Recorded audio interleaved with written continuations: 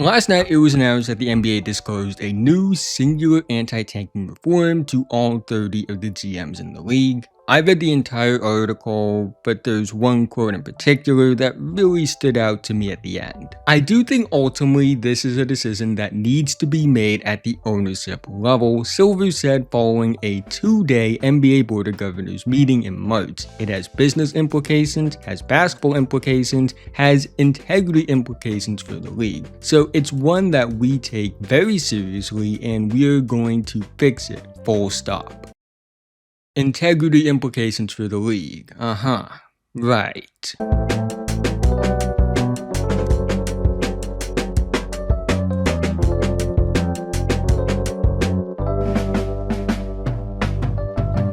So here's how the new lottery proposal works. The 3-2-1 lottery proposal, named to represent the number of lottery balls per team, would expand the lottery from 14 to 16 teams. Teams that do not qualify for the playoffs or play-in tournament but stay out of the relegation zone, spots 4 through 10, will receive 3 lottery balls each. Teams with a bottom 3 record, relegation area, would have only 2 lottery balls, but have a 4 of the number 12 pick, and the rest of the 13 lottery teams could fall as far as the number 16 pick. And here lies the first problem. Expanding the lottery doesn't fix tanking if you believe tanking is a real issue. In fact, I would argue it only makes the problem worse, because it gives more teams a chance to land a high draft pick.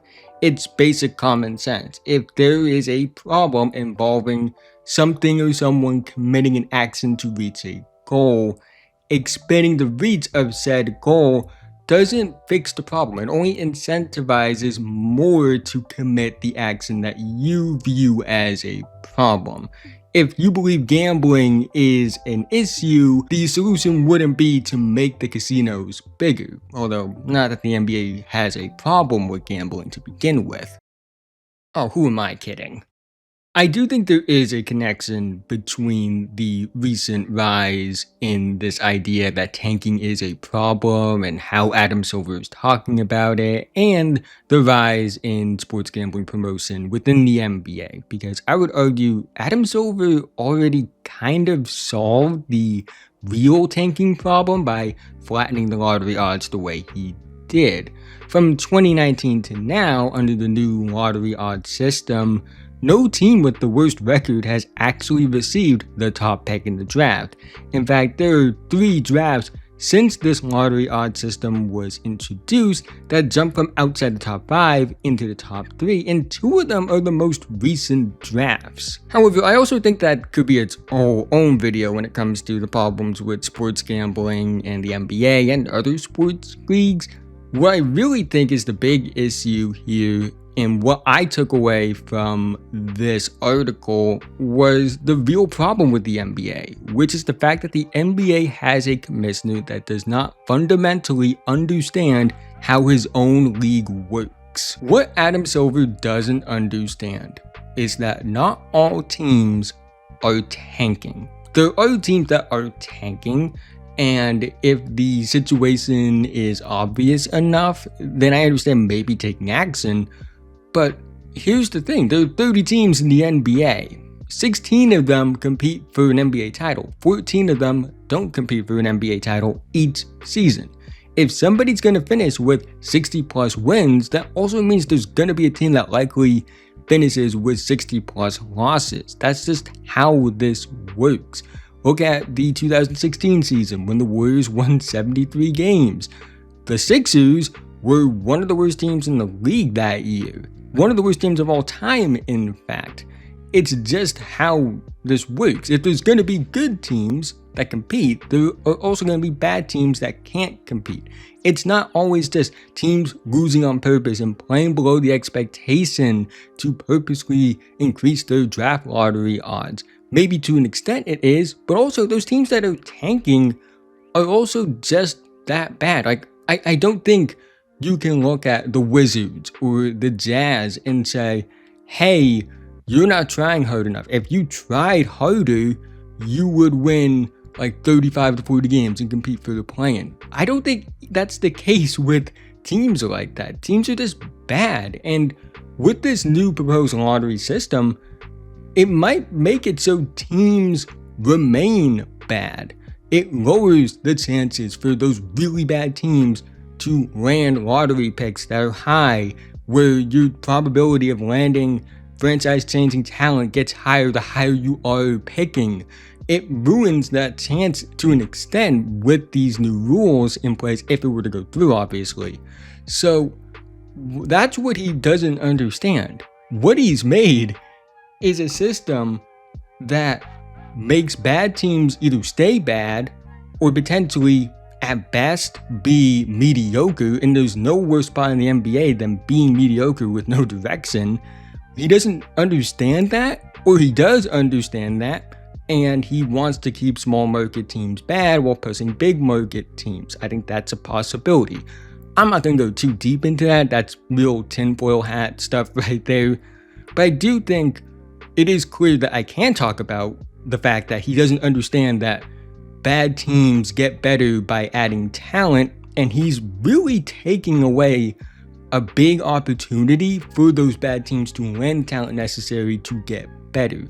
If you want every team to compete and win, why are you making it so the bad teams have less of a chance to compete and win? If it's about the integrity and caring about winning, then why are you making it so those bad teams have less of a chance to win? Adam Silver is trying to fix something that isn't broken. And when you try to fix things that aren't broken, you tend to do more harm than you do good more times than not.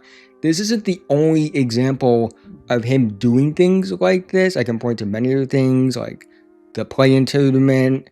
To an extent, I think that worked, but I think that he did it in general when there needs to be qualifiers. You look at how he's treated All-Star Weekend and the the in-season tournament cup. But when I look at the lottery, this one has the most implications for the state of the league, because the lottery has long been a way for those bad teams to get high-end talent that they may not be able to get in other circumstances. And he's lowering the chances of those bad teams now getting that talent. Now, I'm not saying it should be guaranteed that if you're bad, you should be gifted with a top pick or things like that, because that's why the lottery in the first place exists to begin with, obviously. But those teams do deserve a chance to potentially land that talent and try to get better. And now Adam Silver is putting those teams in a spot where it's still possible, but it's much lower. And that goes against his idea of wanting this league of integrity and this league to be fully competitive and everyone cares about winning, when at the end of the day, in life, it's hard to care about winning something when you don't have a chance to begin with. And that's kind of what Adam Silver is creating. He's trying to fix a problem, but he's creating the same problem. And I think in a few years, he's going to look at the state of the league with this new lottery system in place and look at the screen like Cecil did when Conquest escaped, when we all knew that it was a stupid idea to begin with, but he thought it was going to work, and now look where he is. But I do think that this example most recently has summed up his tenure. It summed up his idea that he wants to do something that shouldn't be done because he thinks it's broken and it needs to be different, when the reality is it really never needed to be changed to begin with. That's really summed up Adam Silver's tenure as the commissioner of the NBA. I think this is something that really stems from the idea that he doesn't understand how his league works, and that to me has been the biggest problem with the NBA since he took over as commissioner.